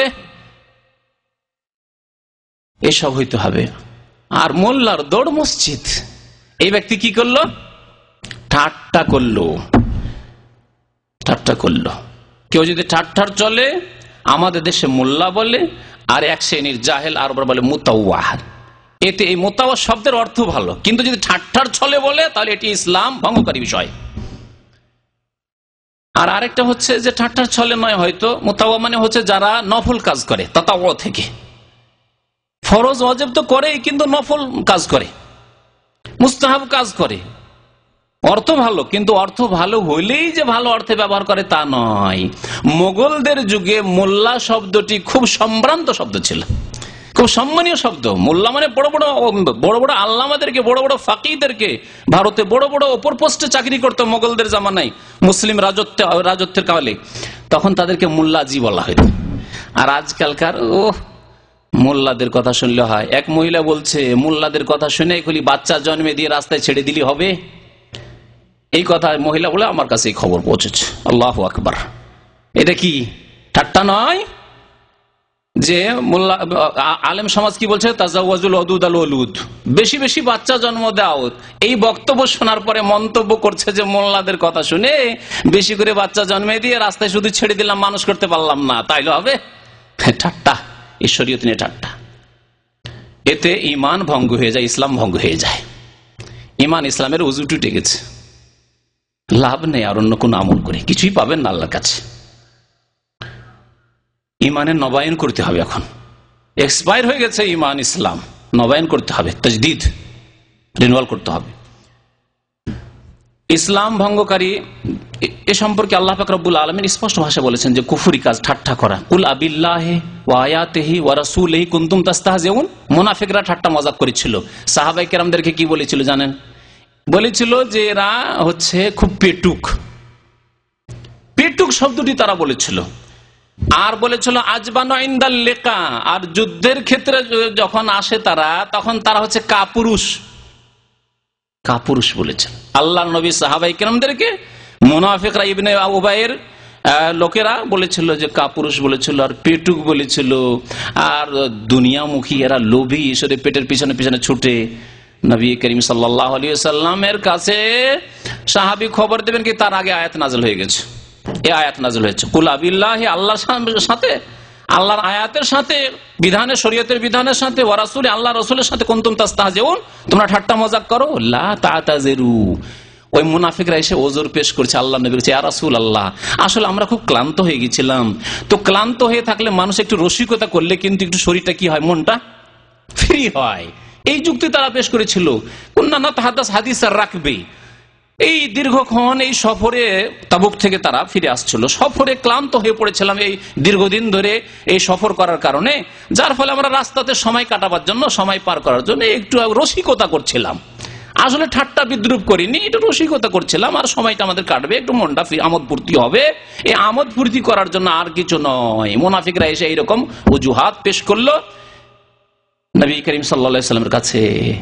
নবী করিম সাল্লাল্লাহু আলাইহি ওয়াসাল্লাম কোনো কথা তাদের উত্তরে বলছিলেন না, শুধু এই আয়াতটি বারবার করে পড়ছিলেন, কোনো উত্তর দিচ্ছিলেন না, একমাত্র এই আয়াত ছাড়া বলছিলেন আল্লাহর সাথে, আল্লাহর আয়াত বিধান সমূহের সাথে, ওয়া রাসূলি, তার রাসূলের সাথে কুনতুম তাস্তাহজিউন। তারা ঠাট্টা করেছিল কোরআন নিয়ে নয়, আল্লাহকে নিয়ে নয়, আল্লাহর আয়াত নিয়ে নয়, এবং রাসূলের সাথে না, রাসূলের সঙ্গীদের সাথে, সাহাবায়ে কেরামদের সাথে। এখানে এটি বুঝার বিষয়। কারণ অনেক এইরকম যারা ঠাট্টা মজাক করে তারা বলে আমরা কোরআন নিয়ে তো ঠাট্টা মজাক করিনি, আমরা তো হাদিস নিয়ে ঠাট্টা মজাক করিনি, আমরা তো রসুলকে নিয়ে ঠাট্টা মজাক করিনি, আমরা শুধু ওই দাড়িকে একটু ঠাট্টা মজাক করেছি, আমরা শুধু ওই টাকার উপরে কাপড় পরে আছে উঁচা করে সেই জন্য একটু ঠাট্টা করেছি, আমরা শুধু বলেছি একটু কথাই, মোল্লার দর মসজিদ সবাই বলে আমিও বলেছি, রসিকতা করে বলেছি। আল্লাহ বলছেন লা তাতাজিরু কাদ কাফারতুম বাদা ঈমানিকুম। তোমাদের ওজর চলবে না, এসব ওজর পেশ করে লাভ নেই, তোমরা তোমাদের ঈমান নিয়ে আসার পরে তোমরা কাফের হয়ে গেছো। আল্লাহু আকবার। কাদ কাফারতুম বাদা ঈমানিকুম, তোমাদের ঈমানের পরে তোমরা কাফের হয়ে গেছো। 8 নম্বরে ঈমান ভঙ্গকারী বিষয় হচ্ছে সেহের, জাদু। আর এই জাদু, বাঙালি সমাজে যে কত জাদু আছে।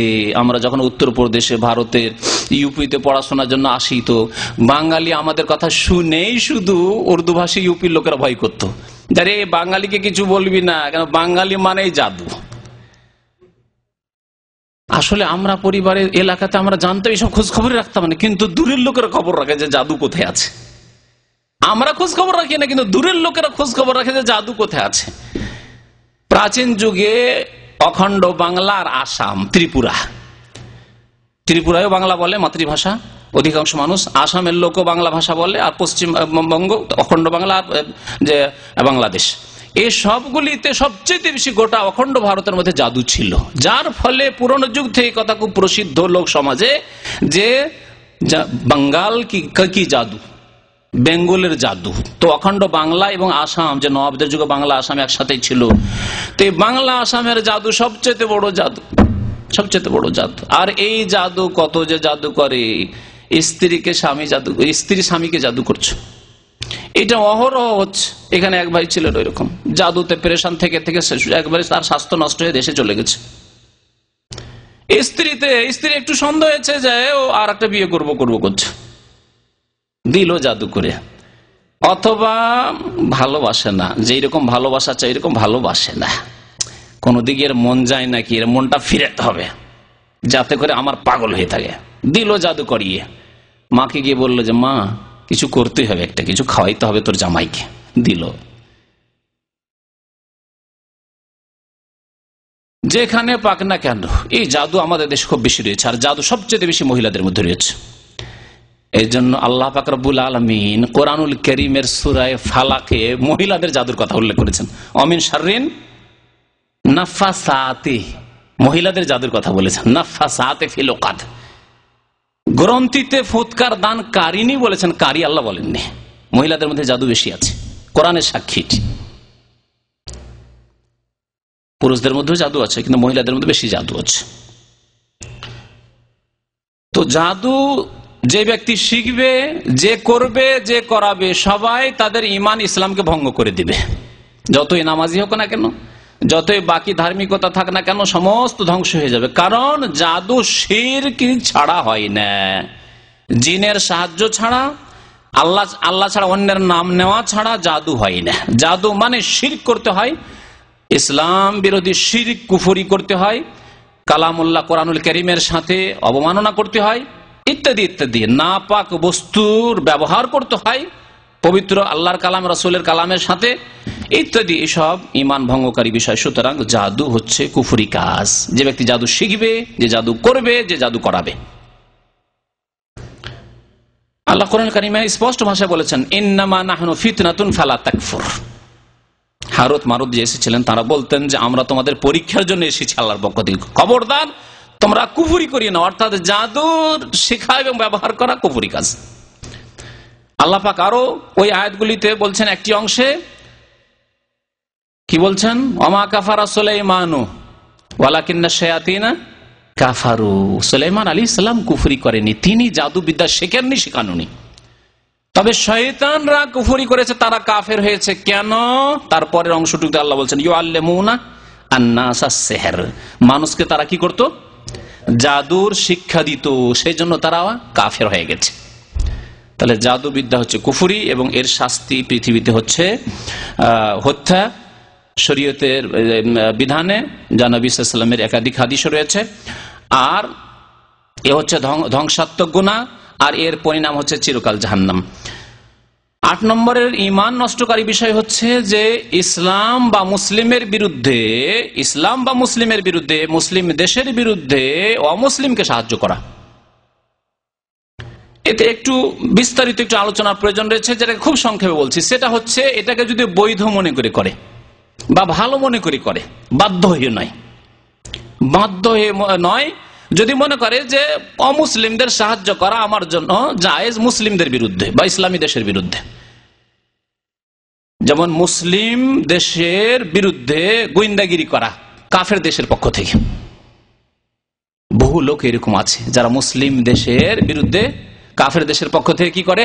গোয়েন্দাগিরি করে। কাফেরদের বিভিন্ন রকম সামরিক সাহায্য করে। জি, এটি হচ্ছে ঈমান ভঙ্গকারী বিষয়, যেটি এটিকে বৈধ মনে করে, জায়েজ মনে করে, অথবা ভালো মনে করে। বাধ্য যদি না হয় বা স্বেচ্ছায় সেই চাকরি নিয়েছে, তাকে বলা হয়েছে, তার কাছে পেশ কাজ, তোমাকে ভালো একটা পয়সা দেবো, তুমি এই চাকরিটা নেবে, ইসলামের বিরুদ্ধে কাজ করতে হবে, মুসলিমদের বিরুদ্ধে কাজ করতে হবে, মুসলিম জাতির বিরুদ্ধে কাজ করতে হবে, মুসলিম দেশের বিরুদ্ধে কাজ করতে হবে, করবে? মুসলিম মুজাহিদিনদের বিরুদ্ধে কাজ করতে হবে, মুসলিম সেনাবাহিনীর বিরুদ্ধে কাজ করতে হবে। বলছে হ্যাঁ ঠিক আছে, তোমার টাকা দিব, অসুবিধা কি, আমি করব, জায়েজ নয়, এবং এতে ঈমান নষ্ট হয়ে যাবে। তবে যদি কাউকে বাধ্য করা হয়, আল্লাহ বলছেন ইল্লামান উকরিহা ওয়া কলবুহু মুতমাইন্নুন বিল ঈমান, তাকে যদি বাউন্ড করা হয়ে থাকে, বাধ্য করা হয়ে থাকে, কিন্তু তার অন্তরে ঈমান মজবুত রয়েছে যে আমি আল্লাহর বান্দা এবং আমি মুসলিমদের ভাই, আর ইসলামের আমি কোনো ক্ষতি করতে পারি না, কিন্তু আমাকে বাধ্য করা হয়েছে, না হলে আমাকে শেষ করে দেবে। তাহলে যতক্ষণ বাধ্য ততক্ষণ, আর যখনই সুযোগ পাবে মুসলিম ভাইয়ের সাহায্য করবে সে, আর না হলে তার ঈমান ইসলাম নষ্ট করে ফেলবে।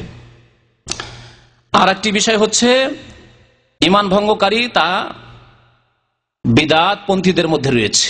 তা হচ্ছে যে এই উম্মতে কিছু ওলিউল্লাহ আছে যাদের জন্য শরীয়ত পালন করা আবশ্যক নয়, তারা শরীয়তের গণ্ডির বাইরে। কার মতো? বলছে খেজির আলী ইসলামের মতো। এই খেজির আলী ইসলামের ঘটনা, যত পীরপন্থী আছে তাদের একটা ভালো সরজমিন পেয়েছে, ভালো দলিল প্রমাণ পেয়েছে যে খেজির আলী ইসলাম, দেখেন মুসা আলী ইসলাম তার কথা বুঝতে পারেন না, খেজির আলী ইসলাম একটা ছেলেকে বালককে দিলেন হত্যা করে। মুসা আলী ইসলামের যেহেতু শরীয়তের জ্ঞান ছিল, মারিফতি জ্ঞান ছিল না, মুসা আলী ইসলাম বাধা দিলেন, আপত্তি করলেন, খেজির আলী ইসলাম জিতে গেলেন। দেখলেন না, তুমি এরকম কেন, তুমি এতরাজ করো, আমি আল্লাহর পক্ষ থেকে এটা শিখে এসেছি। আর এটাকে ফিট করে দিল নিয়ে এসে কিসের ওপর? পীরদের ওপর। যে পীর যদি আপনার, এ মুরিদ বাবা, আপনার পীর যদি আপনাকে শারাবও খেতে বলে, আপনার পীর যদি আপনাকে জেনাও করতে বলে, তবুও করেন, আপনি এতরাজ করিয়েন না। আমি বাড়িয়ে বলছি, আমার লাইব্রেরিতে বই আছে। আর কাদের বই? যেটা বাংলাদেশে হক্কানি পীরের তরিকা, তাদের বই। পশ্চিমবঙ্গ এবং বাংলাদেশে হক্কানি পীরের তরিকা তিনটি খুব প্রসিদ্ধ। জানেন কি? হক্কানি পীর তারা নয়, কিন্তু তাদের নিকটে তারা নিজেদেরকে হক্কানি বলে। ফুরপুরা, শর্ষিনা, চরমনাইয়ের কিতাব আমার লাইব্রেরিতে মজুদ আছে। তাতে বলছে আপনার পীর যদি আপনাকে বলে, হে মুরিদ, আপনাকে যদি বলে যে আপনি শারাব দিয়ে কি করেন, মুসাল্লাকে শারাবে মদে ডুবিয়ে নিয়ে এসে ওই জায় নামাজে নামাজ পড়েন, তবু করেন, আপনি এতরাজ করিয়েন না, কারণ আপনার পীর এমন ঘাট পার করেছে যে ঘাট আপনি পার করেননি। এইরকম কথা বলেছে। তাহলে চিন্তা করুন, এটি ইসলাম ভঙ্গকারী বিষয় নয়, এটি হচ্ছে ইসলাম ভঙ্গকারী বিষয়, ঈমান ভঙ্গকারী বিষয়। যেই ব্যক্তি এই ধারণা রাখবে যে মুসলিম সমাজের কিছু লোক আছে, কিছু এক শ্রেণীর লোক আছে যাদের শরীয়ত মানা জরুরি নয়, শরীয়তের বিরুদ্ধে কাজ করলে সে মুসলিম থাকে, এটা কি চোরা রাস্তা নয় পীরদের? যে পীর মুরিদের স্ত্রীকে নিয়ে খেলা করবে, মুরিদের বোনকে নিয়ে খেলা করবে, মা খালাকে নিয়ে খেলা করবে, বলবে যে আমি বাতেনি মারিফতি ইলম রাখি, তোমার বিবির সাথে আমি গল্প করলে কি হবে? তোমার বিবির সাথে আমি নির্জনে যদি বসেও থাকি, তো অন্ধকারে বসে থাকি, অসুবিধা কি? কারণ আমার মারিফতি ইলম আছে, তুমি জানো না। এতে যে কি ভেদ আছে, ওটা খেজির আলী ইসলামের মতো আমি জানি। এটা চোরা রাস্তা, শয়তানি করার চোরা রাস্তা নয়, এটা কি লম্পটি করার আর ফাহেসা অশ্লীল কাজের চোরা রাস্তা নয়, এইটাই হচ্ছে রাস্তা। এই রাস্তা খুলেছে এক শ্রেণীর লোকেরা, তাদের কিতাবে মজুদ আছে। যারা হক্কানি দাবি করে তাদের অবস্থা এই। তাহলে আটরশির কথা কি বলতে পারেন, আর মাইজ ভান্ডারের কথা কি বলতে পারেন, আর জাকির পাটিদের কথা কি বলতে পারেন? কি বলবেন তাদের কথা? যা বলবেন তাই সত্য। দেওয়ানবাগির কথা কি বলবেন? তারা বলছে পীর বলে দিয়েছে, তারা শরীয়তের হালাল হারামের আওতার বাইরে, কারণ তারা মারিফতি জ্ঞান রাখে, অদৃশ্যের জ্ঞান রাখে, তাদের ব্যাপার সবারই আলাদা, তাদের ব্যাপার সবারই আলাদা। কোন ইতরাজ করবেন না, এটা জায়েজ না জায়েজ ওদেরকে বলবেন না, ওরা রাস্তাঘাট সব চিনে।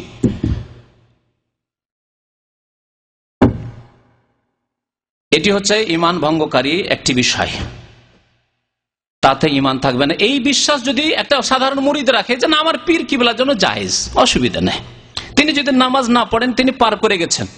নামাজ কে পড়বে? যে মধ্যখানে পড়ে আছে, আর যে আল্লাহ পর্যন্ত ফানাফিল্লা হয়ে গেছে, তারা বলে ফানাফিল্লা, আল্লাহ লয় হয়ে গেছে, বিলীন হয়ে গেছে, তাদের জন্য নামাজ রোজা কি? সেই ব্যক্তি মুসলমান থাকবে না, তার ঈমান ইসলামকে সে ভঙ্গ করে ফেলল।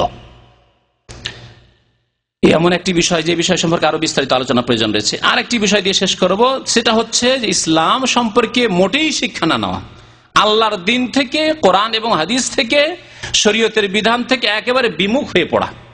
সারা জীবন চলে গেল, 50 বছর 60 বছর বয়স চলে গেল, সূরা ফাতিহা শিখতে পারলো না, আত্তাহিয়াত শিখলো না, দরুদ শরীফ শিখলো না, রুকু সিজদার তাসবিহ জানে না, নামাজের তরিকা শিখলো না, ইসলাম সম্পর্কে কোনো জ্ঞান হাসিল করলো না, কোনদিন পরকাল সম্পর্কে চিন্তা হলো না যে আল্লাহ তওবা করতে হবে, কি করলাম আমি মুসলিম, কোনো পরোয়া হলো না।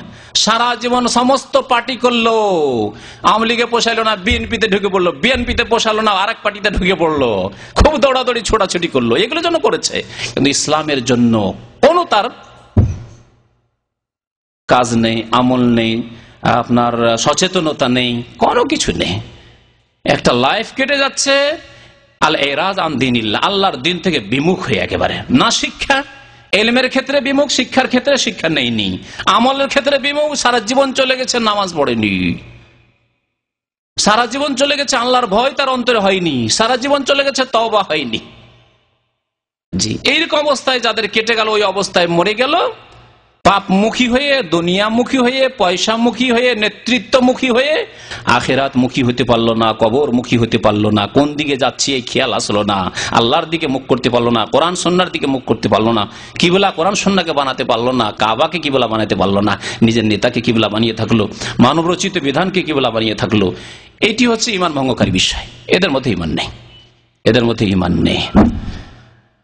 আর আরেকটি বিষয়, 12টি বা 13টি হয়তো পুরাই করে দিলাম। আর একটি বিষয় হচ্ছে যে অস্বীকার করা, নাস্তিকতা। নাস্তিকতা সম্পর্কে সবাই জানে যে বলবে আল্লাহ নেই, যে বলবে ধর্ম নেই, ধর্ম হচ্ছে আফিম, যে নেশা, সে মুসলমান না, এটা যেহেতু সবার জানা আছে, সুতরাং এ সম্পর্কে আর এর বেশি বিস্তারিত বলার প্রয়োজন করে না। আল্লাহ যেন আমাদেরকে হক কথা বুঝার তৌফিক দান করেন, সত্যের প্রতি আমাদেরকে তো চলার তৌফিক দান করেন, সত্যের উপর আমাদেরকে অটল থাকার তৌফিক দান করেন, সেদিকে মানুষকে দাওয়াত দেওয়ার, আহ্বান করার তৌফিক যেন দান করেন। আল্লাহ আমাদের গুনাহ খাতা যেন মাফ করে দেন। আল্লাহ পাক রব্বুল আমাদের অতীতে যে ভুল ভ্রান্তি হয়েছে, জানা অজানা, আল্লাহ ছোট বড় সব, আল্লাহ তুমি মাফ করে দাও। আল্লাহ আমাদেরকে তওবা করার তৌফিক দান করো। রব্বানা আতিনা ফিদ দুনিয়া হাসানাহ ওয়া ফিল আখিরাতি হাসানাহ ওয়া কিনা আযাবান নার। রব্বানা যালামনা আনফুসানা ওয়া ইল্লাম তাগফির লানা ওয়া তারহামনা লানাকুনান্না মিনাল খাসিরিন। রব্বানা হাব লানা মিন আজওয়াজিনা ওয়া যুররিয়াতিনা কুররাতা আ'য়ুনিন ওয়াজআলনা লিল মুত্তাকিনা ইমামা। সাল্লাল্লাহু আলা নাবিয়িনা মুহাম্মদ ওয়া আলা আলিহি ওয়া সাহবিহি আজমাইন।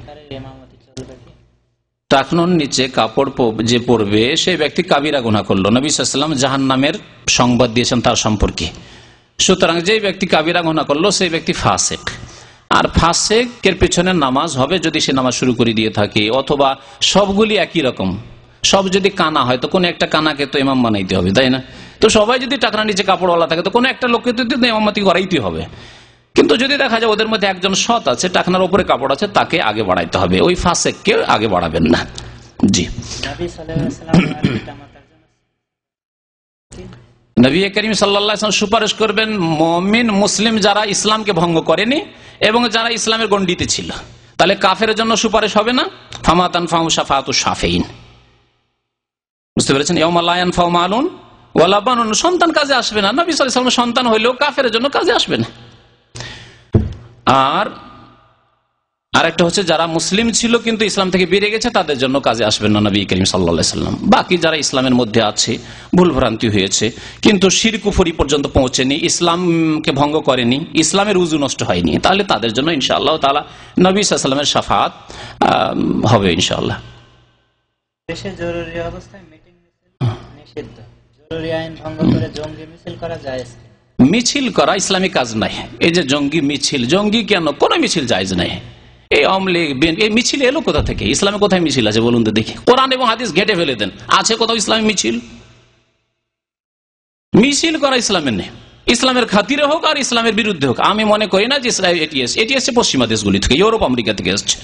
ইনকিলাব জিন্দাবাদ, ভাঙো, থাকতে দেব না, টেনে ফেলো এইসব করতে গেছে, কোথাও নেই। যদি মুসলিম নেতা হয় তাহলে তাকে পরামর্শ দেন, আর পরামর্শ দিয়ে যদি ভালো কথা নেই তো ঠিক আছে, আর যদি না নেই, দেখেন যারা ইসলামের বিরুদ্ধে কাজ করছে তাহলে দেখেন যে আমাদের ক্ষমতা কতটা, যে দেখেন ক্ষমতা আছে আমাদেরকে যে তাকে সরিয়ে দিতে পারবো, সেটা আলাদা কথা, সরিয়ে দেবেন। যত কুফরিতে চলে গেলে, আর যদি কুফরিতে না যায়, কুফরিতে চলে যাও মানে ইসলামের বিরুদ্ধে আইন যদি তৈরি করে পাশ করিয়ে দেয়, ইসলামের বিরুদ্ধে আইন পাশ করে দেয় তাহলে সে মুসলমান নয়, তাহলে তার বিরুদ্ধে তাকে টেনে ফেলার চেষ্টা করতে হবে। এই জন্য রাস্তাঘাটে মিছিল করে লাভ জুতো খাওয়া, পুলিশের লাঠি চার্জ খাওয়া, এগুলি ইসলামিক কাজ নয়। এইসব কাজ আমি করতে বলি না। কোরআন সুন্নাহর অনুসারী আলেমরা মিছিলের পক্ষপাতী নয়, এই মিছিল করা ইসলামিক কাজ নয়। দেশের অনেক ইসলামিক দল দেশের বড় দলগুলোর সাথে ফোন করে থাকে, এদের অবস্থা কি হবে? যদিও তারা বলে মানব রচিত আইন। এই যেগুলি ইসলামের নামে রাজনীতি হচ্ছে সে সম্পর্কে বিস্তারিত আলোচনার প্রয়োজন রয়েছে। এগুলো দল শরীয়ত সম্মত দল নয়, যদিও ইসলামের নাম দিয়ে তারা কাজ করছে, কিছু ইসলামের কাজ করছে, কিছু ভালো দিক আছে, এতে কোনো সন্দেহ নেই। কিন্তু তাদের তরিকাটা হচ্ছে বিদাতি তরিকা, গণতান্ত্রিক পদ্ধতি, এবং অন্যান্য দলগুলো যেভাবে চলছে সেভাবে আমরা গদিতে যাব আর গিয়ে ইসলাম কায়েম করবে, এটি আশা মাত্র। আসল আশা হচ্ছে যে আমরা মন্ত্রী হব, এবার 3টে হয়েছে, আগামীবার যাতে করে 6টা 7টা 10টা হইতে পারি, আর কিছু না। জি, সুতরাং এটি হচ্ছে বিদাতি রাস্তা। এই রাস্তা বিপজ্জনক এবং এটি ইসলামিক রাস্তা নয়। ইমাম মালিক রহমতুল্লাহ আলাইহি বলেছেন, লা ইয়াসলুহা আখিরু হাযিহিল উম্মাহ ইল্লা বিমা সালুহা বিহি আউয়ালুহা। সাহাবায়ে কেরামরা এরকম মিছিল করা আর এরকম গণতান্ত্রিক পদ্ধতি ইসলামের নামে লড়াই করে ইসলামী আইনের বাস্তবায়ন করা, এই রাস্তা নিয়েছিলেন না? নেননি। তাহলে যেই পথ ধরেছেন সাহাবায়ে কেরামরা সেটি হচ্ছে জিহাদ ফি সাবিলিল্লাহর পথ, ইসলামের দাওয়াতের পথ। মানুষকে দাওয়াত দিতে হবে। লা ইয়াহদিয়াল্লাহু বিকা রাজুলান ওয়াহিদান খায়রুল লাকা মিন হুমুরিন নাম। একটি লোককে যদি হেদায়েত করতে পারেন, একটি নেতাকে হেদায়েত করতে পারেন, আর তাকে যদি মুসলমান বানিয়ে নামাজি বানিয়ে দিতে পারেন, তাকে শিরক বিদআত কবর মাজার পূজা ছাড়িয়ে দিতে পারেন, এটি তোমার দুনিয়ার মূল্যবান সম্পদ চাইতে উত্তম। তো এই দাওয়াতের কাজ করতে হবে। আর দাওয়াতে কাজ করতে গিয়ে যেখানে বাধা সৃষ্টি হবে সেখানে যদি ক্ষমতা থাকে তখন জিহাদ করতে হবে, ক্ষমতা না থাকলে সেখানে জিহাদ নেই, শর্ত সাপেক্ষ এটা রয়েছে। ক্ষমতা নাই আর খামাখাতে এই বাংলা ভাই আব্দুর রহমানদের মতো 2-4টা ঢেল মেরে দিবেন আর নিজেই জীবন দিয়ে দিবেন, এটা ইসলামী তরিকা আবার নয়, এটার নাম জিহাদ নয়। অবশ্য আমি যখন জিহাদ বলবো তার মানে এটা ভাববেন না যে বাংলা ভাইদের কথা বলবো, তা বলছি, বরং সেটা গলত রাস্তা, ভুল রাস্তা। আর গণতান্ত্রিক পদ্ধতি ইসলাম কায়েম করা সেটি হচ্ছে ভুল রাস্তা, বিদাতি রাস্তা। বাংলা ভাইদের যেমন বিদাতি রাস্তা, তেমন যারা গণতান্ত্রিক পদ্ধতিতে বলছেন আমরা গদিতে যাব, এটাও ভুল রাস্তা, বিদাতি রাস্তা। জি। قال رسول الله صلى الله عليه وسلم لأن يهدي الله بك رجلا واحدا خير لك من حمر النعم